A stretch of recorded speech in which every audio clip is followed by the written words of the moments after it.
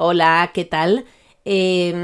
Vamos a ver, en episodios anteriores he mostrado cómo crear un origen de datos de Cognos con los datos que proporciona la Universidad Johns Hopkins del avance del coronavirus en el mundo. Ahora lo que quiero mostraros es el pequeño cuadro de mandos que he preparado en 15 minutos con los datos de la universidad y cómo utilizarlo.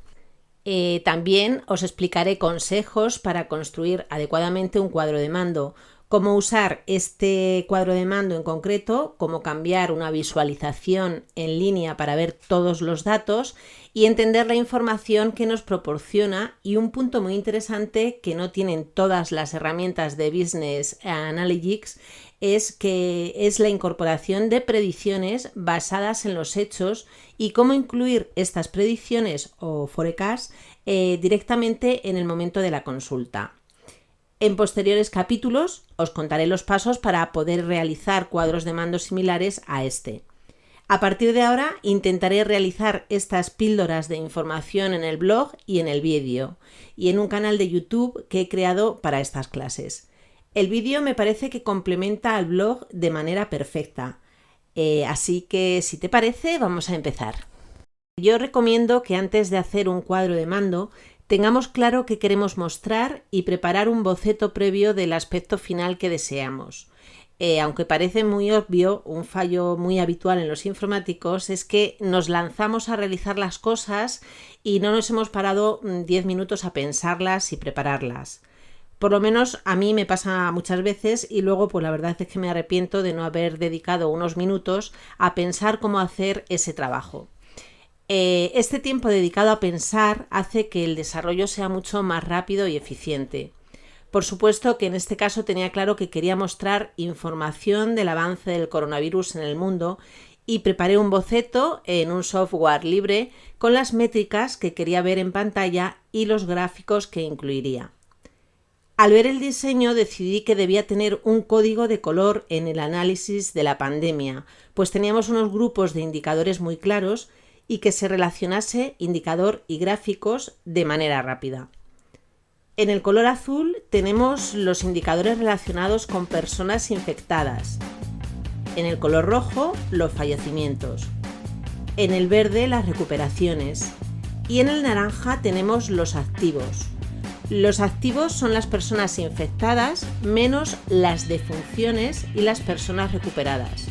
Es un indicador muy importante para saber la situación de la pandemia. También con el diseño vi que debía separar el cuadro en 7 zonas. La zona 1 es la cabecera con los datos principales: positivos, muertos, recuperados y activos. También he incluido 2 cálculos que en próximos vídeos os mostraré cómo realizar. La zona 2, debajo los gráficos de tendencia por día, con los 4 indicadores principales: pacientes confirmados, fallecidos, recuperados y activos. Zona 3, a la derecha del análisis geográfico con 2 gráficos. Un gráfico de barras con los países que representan el 80% de las personas que han dado positivo en la prueba del coronavirus y el porcentaje que representan sobre el total mundial, y un mapa mundial donde podemos ver todos los países con personas afectadas. Zona 4. El pie del cuadro de mando tiene la información de la última fecha de los datos y el lugar que nos proporciona los datos con los que trabajo. En este caso es la Universidad de Johns Hopkins. Zona 5 son las pestañas, y se pueden crear varias pestañas. Este cuadro de mando por ahora solo tiene una pestaña, en el futuro va a tener varias. Por ejemplo, ya conozco dónde obtener los datos de España por comunidad autónoma y los cargaré próximamente. Y por último está la zona 6, que son los filtros. Se pueden añadir una serie de filtros. En este caso tenemos un filtro que utilizaremos más adelante. Uso. Vamos a empezar a mostrar el uso de este cuadro de mando. Para empezar, vemos que la cabecera muestra unos datos y pulsando sobre cualquiera de los iconos en forma de embudo, vemos claramente la fecha de filtro y otros filtros si los hubiese. Para el análisis del COVID-19 es fundamental la fecha de los datos y que el cuadro de mando permita cambiar la fecha de estos datos. Para ir cambiando la fecha podemos pulsar sobre cualquiera de los gráficos de líneas que tenemos y situándonos sobre un punto de una fecha, los datos de todos los objetos cambian a la fecha. Cambiando las fechas podemos ver cómo ha evolucionado la pandemia. Vamos a ver la evolución a partir del 12 de marzo. Vemos que el día 12 los principales países son 3, China, Italia e Irán, y vamos a ir cambiando día a día. A partir del día 14 aparece España como uno de los países donde se encuentra el 80% de los afectados por este virus.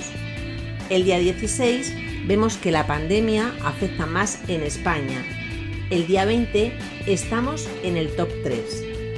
El día 17 vemos que en Estados Unidos el número de afectados es muy importante. En el análisis deseo centrarme sobre España. Me sitúo sobre España y ya tengo los datos. Puedo ver la tendencia de cada indicador y los datos de cada día simplemente situándome sobre el punto del día. También el mapa del mundo se ha centrado solo en España. Para eliminar este filtro, me sitúo sobre el gráfico de países y pincho fuera de los datos y vuelvo al dato mundial. En el mapa puedo pinchar sobre cualquier país para conocer la situación de ese país. Si pincho en Argentina, tengo los datos de Argentina en pantalla y veo las evoluciones de Argentina. Cambio de visualización.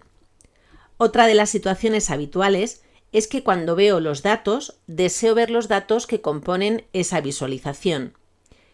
Vamos a ver los datos en forma de tabla. Vamos a ello. Simplemente me sitúo sobre el gráfico de barras de los países.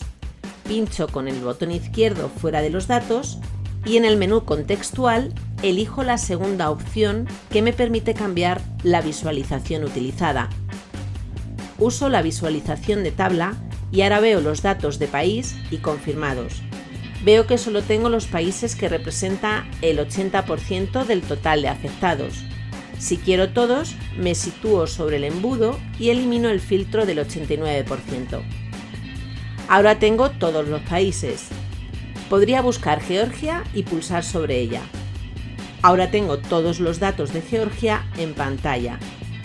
Si quiero cambiar de los datos para que aparezcan los datos ordenados por confirmados, pincho en confirmados y elijo en el icono de ordenación la ordenación descendiente.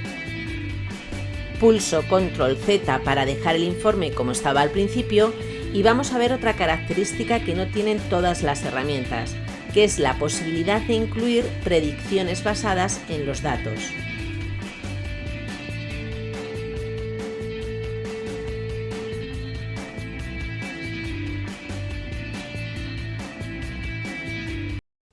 Predicciones.